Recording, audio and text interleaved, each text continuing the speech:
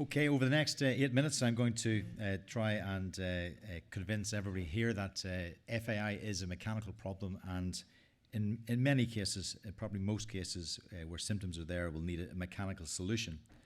The mechanical failure is due to, as Colette said, is the build-up of abnormal bone, and this builds up on the rim of the acetabulum and on the femoral head-neck interface, and as it progresses, it forms abnormal movement patterns in the hip.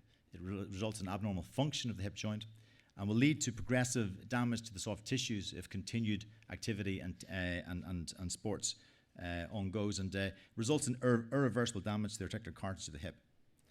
It's very prevalent, particularly in young athletic males. It may have significant consequences both on athletic performance, on the risk of developing osteoarthritis, and the early retirement from sports if it's not treated appropriately.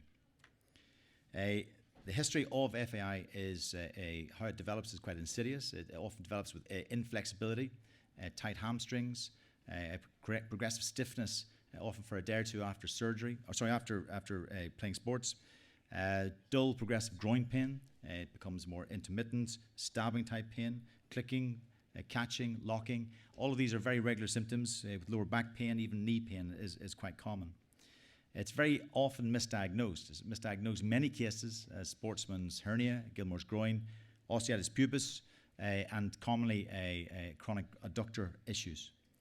The surgery we perform is keyhole surgery in all cases. We don't perform open surgery on FAI patients. And the goal of the surgery is to relieve the hip of its abnormal bony deformities primarily, and restore the anatomy and restore the function of the hip joint by repairing the soft tissues of the hip.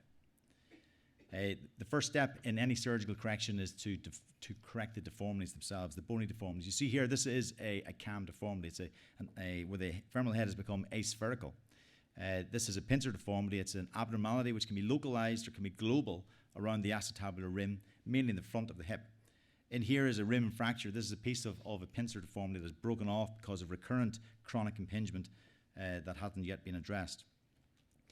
In this X-ray, you'll see that we have reshaped the hip. We've taken away the asphericity of the femoral head. It's now round. There's a nice concavity into the femoral head-neck area, and we've removed both the bony fracture and we've removed the pincer deformity on the rim. So you can see that this hip would have very little in the way of abnormal bony block to movement.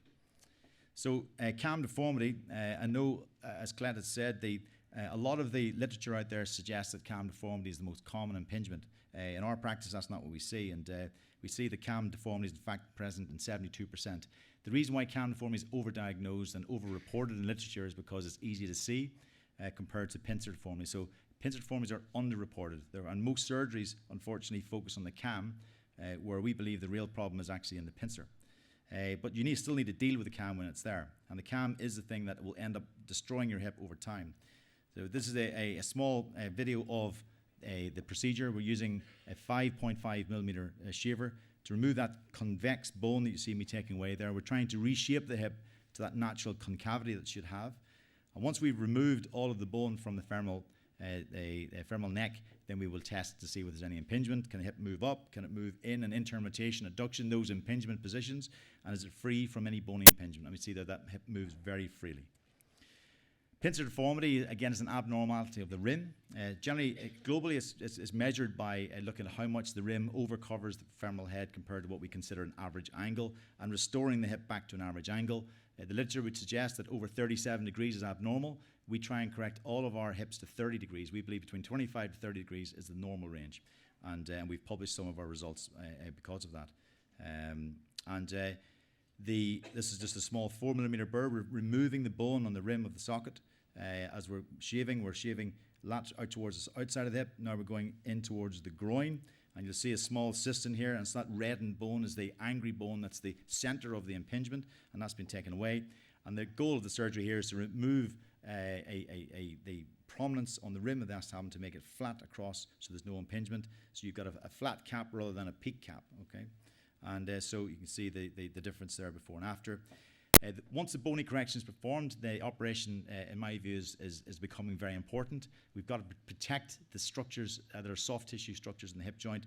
The labrum is one of the most important structures in the hip. It offers security, stability, aids in lubrication, and aids in proper transfer forces across the cartilage and the hip joint. 2 years ago, we published our technique in the international literature of how we repair the labrum. We take the labrum down from the rim of the acetabulum, we protect its junction with the cartilage, and we repair it once the pincer is gone using what's called cuff stitches. We just gather by the cuff rather than put any suture through or around the body. And this is a very different technique than what most surgeons would use. The capsule repair is the other very important aspect of hip arthroscopy surgery. If you don't repair the capsule, the hip can, as I said earlier, can result in post-operative instability. But again, 50% of surgeons worldwide still do not repair the capsule. It takes time, and time is not economic. This is a capsule repair. The first X-ray there on the right of the screen, that arrow shows this is somebody who had surgery and came to us who had instability after surgery. We scanned the hip, and you can see there's a lot of fluid I talked about earlier on the hip. There's a lot of redundancy of the capsule. That arrow is the capsule wasn't repaired. We brought the guy in, repaired his capsule, and then a year following surgery, we rescanned the hip, and you can see here that the capsule has completely reformed and rehealed, and he was able to go back playing without his instability symptoms. So it's important the capsule is repaired. It's very important that you have a way of measuring the success of your surgery, and because there's no point in me standing up here telling you that surgery works without having the evidence and the proof to back it up. We have a patient registry in the Whitfield Clinic. We've been collecting information on our patients for 12 years, and we've well over 3,000 post-operative patients who are regularly contributing to that registry.